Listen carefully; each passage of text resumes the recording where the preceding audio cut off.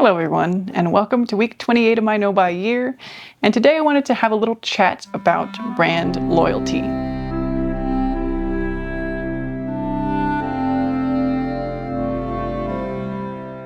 So I suspect that I might have included my secret collection in this title or thumbnail. And just to get that out of the way right away, my secret collection or not so secret collection is above me. These are my Pollen handbags. They are all by the same brand, and I have, if you count these boxed ones, 12. Or if you count the really small ones that are even out of reach right there, I have 3 shells, 1, 2, 3. Then you could say I have 14, I guess, but 2 of them, the micro bags, I'm not really counting. I don't know, use your judgment on those. They're very, very small. I'm not going to show them in this video. I do think that there might be some value in providing an unsponsored review because this is a very heavily sponsored brand. They don't really do sponsorships that I've seen, but they do send a lot of free PR. So I think I might be releasing my unsponsored review. So if for some reason you do want to see the bags, you can go to that video, but you have been warned. This is not a video where I'm going to be showing the bags. This is a video that I'm talking about brand loyalty as a concept. And I mean, inevitably, my next video will have a bunch of critiques and reflections on why I bought the bags, but I wanted to separate the content where I was showing the actual stuff. Needless to say as well, that all of these were not sponsored, not PR. I bought all of them with my own money, and the reason some of these are still in boxes is that they are for future gifting occasions, because I had a shopping problem and shopped for more than the occasions that I had in my life. Okay, back to the matter of this video. So I guess I'll start off with the claim that brand loyalty is debatably not even possible if you are an influencer.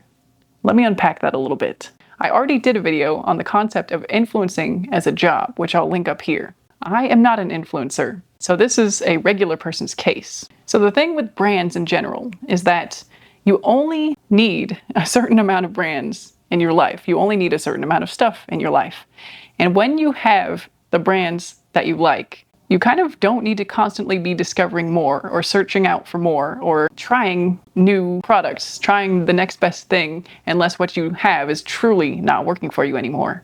So I think each person has a kind of finite limit on the brands that they can really like, can truly know, can really have a preference for, before it becomes just a wash of disingenuous experiences. So myself as a regular person still, I have never received PR, I have never taken any sponsorships. I think I already posted a video about how PR is worse than I thought, and I said in that video I had received my first PR offer in an email. Needless to say, it was an immediate no, I didn't even respond, but I have only received that one PR offer on this channel so far, so I'm definitely not on the influencer side of things. So when I'm going through the pros and cons of brand loyalty, this is a regular person's experience with the few brands that I would deem myself as loyal to or having a genuine preference for. So after that kind of aside, let's go to the pros of brand loyalty. So there are some positive things, in my opinion, of having a preference for a brand. The first positive is that it keeps me from being interested in other brands in the same area. So in my case, with the Pollen handbags, I don't even look at other leather bags because not only do I have more than I need already, like aside from that, this being my favorite brand means that I already have that taken care of, that need is fulfilled. I don't have a reason to go looking to upgrade or to try new things because that box is already checked in my wardrobe life, my wardrobe needs. And in fact, because I have a favorite, whenever I do see another brand, my reflex is to find reasons why that other brand that's not my favorite is actually inferior, why I don't need to look at them, why I don't need to buy. And maybe this extends to not just brands, but things that you just like in general. Perks of having things that you prefer, perks of having something you like. I guess don't forget why you like that thing in the first place. And in fact, use the reasons you like the stuff you have to make the new comparisons inferior. So influencers can do all the sponsored bag ads, and I will never be tempted. I don't think I've actually bought any bags influenced that haven't been like nylon bags. At least not since I started buying the Pollens. I do have a couple of leather bags that I bought prior to discovering my favorite brand. But since I discovered my favorite brand. I have not fallen for any of that. And unfortunately, Pollen is a very kind of influencer shown brand. But to be honest, I was purchasing them before I'd seen them so heavily featured on influencer channels. Not that that excuses it, but just trying to give the backstory of myself and my own brand preference here. And it also applies to trends, right? So influencers can do the ads, and then the trends can cycle in, and I can see the articles on celebrities carrying the Alpen bag, or Strathberry being a thing, Meghan Markle, or whatever, celebrity endorsed bags, and it just rolls right off because I'm not even in the market. I've already got my needs taken care of. I have reasons that I think that those ones look cheaper quality or have details, like the Strathberry bags remind me of classic ladies, kind of elegant ladies with facial piercings because of the barbells and the details on their bags. And that's it. That's a look, right? I'm not saying it's bad. I'm just saying that's what it reminds me of, and it's not my style. So in a way, my preference for the stuff that I have is kind of armor. It's kind of a shield against anything new coming in. Any new desires. This preference is kind of a core pillar of my wardrobe. And again, I have clothing brands that I prefer as well, and it's the same kind of thing, where if it's not that style, then it's probably not my style. And I want to maintain that cohesive style identity. I know there's pros and cons. That could be a con for some people, right? Keeping your style too much the same brand or too much that identity. I'm not saying that you have to be a catalog model for whatever the brand you might prefer is. I'm not saying you have to be an ad for them just by wearing one brand. In fact, I do think that makes outfits in general less interesting. And perhaps this is a hairier subject than I realized when I was journaling about it. But I guess the bottom line is, if you like the stuff you have, you could be protected from the prospects of something new. And I think the other aspect of it is that referencing the stuff you have and you like gives you a sense of your own values and your own level of value for acquiring things. So in my case here, using my example, I have a level that I have been historically willing to spend on a purse in this case, or a piece of clothing in that case. And I am not willing to go above that into the luxury designer category. I will never buy anything Chanel, Louis Vuitton, Dior, or whatever the case may be. That's just not in my values. And I also no longer buy anything from Target or Walmart or even brands like Kate Spade, Coach. And again, I'm sorry for all the brand name dropping. I'm just trying to use these as a reference point and not trying to influence you to these brands. The point is, my preference for this item gives me a shield against higher or lower valued items, the perception of these items. Like, I know my lane and I'm gonna stay in it, if that makes sense.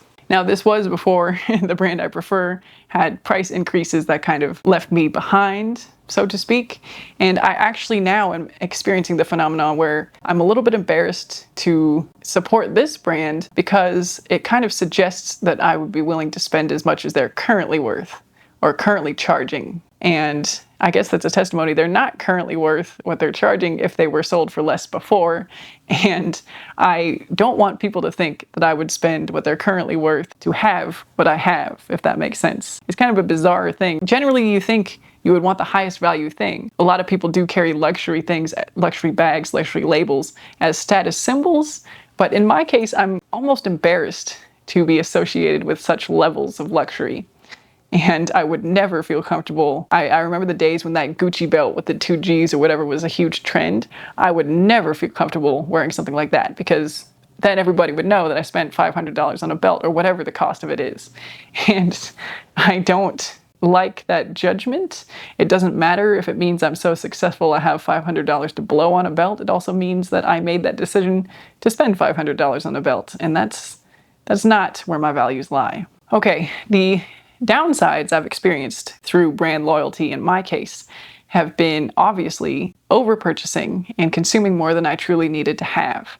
So in this case, you can see the results of my overconsuming.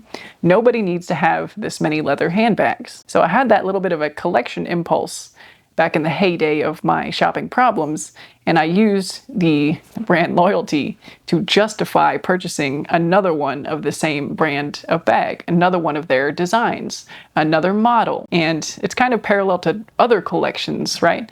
I know I've seen critiques that men can collect things and it's a collection, women can collect things and it's a shopping problem, whereas men collect things like models and cars and like Lego models or action figures or whatever it might be. I don't know exactly. Lawn tools and other equipment in some cases, whatever it might be that's deemed collectibles. It could even be stamps and coins, baseball cards, I don't know.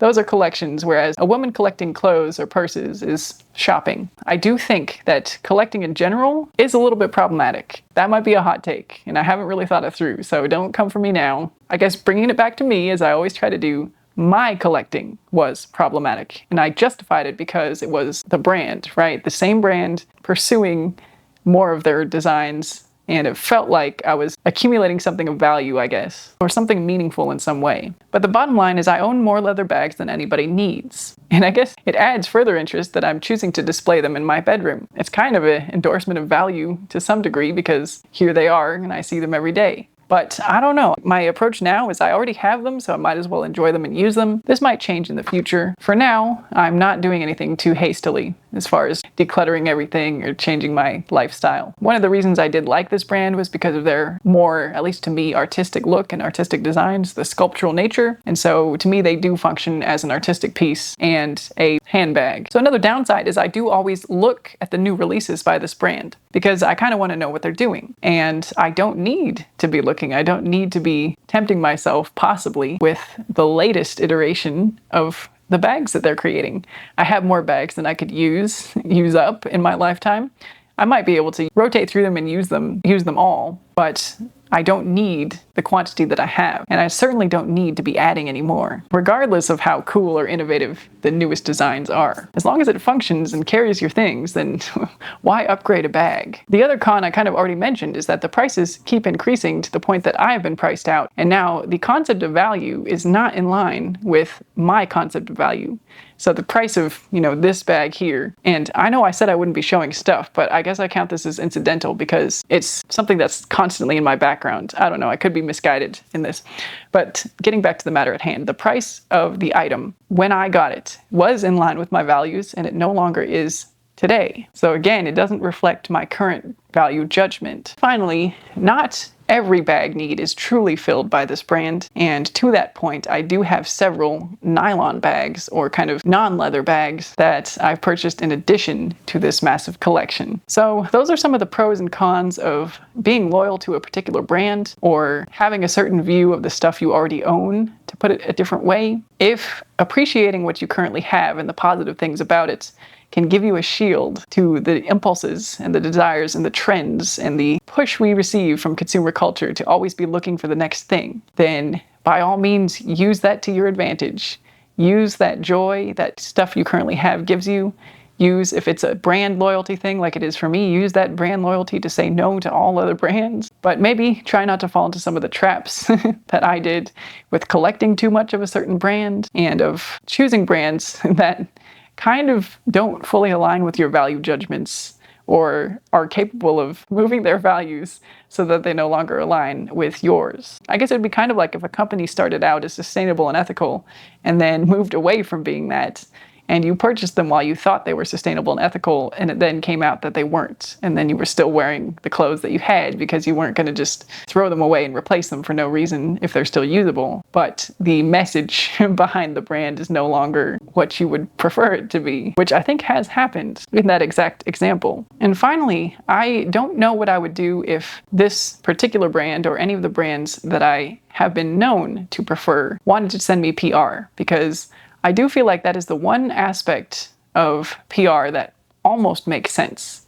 Like if a creator is known to favor brands before they receive them for free, maybe that's where PR kind of originated, giving influencers a gift for their previous support of their brand. Now it's become skewed to try to gain favor of the influencer so that they show the brand. I don't know. So I'd be lying if I said I would never accept PR from brands that I know and already use. But as I said at the beginning of this, the brands that I already use in my life are relatively few. It's a relatively short list. And it's a shorter list of brands that I would use and also recommend to other people in an organic way in my life. And again, what is the odds that one of those maybe 5 brands will find my channel and reach out to me? I don't know. I don't have all the answers.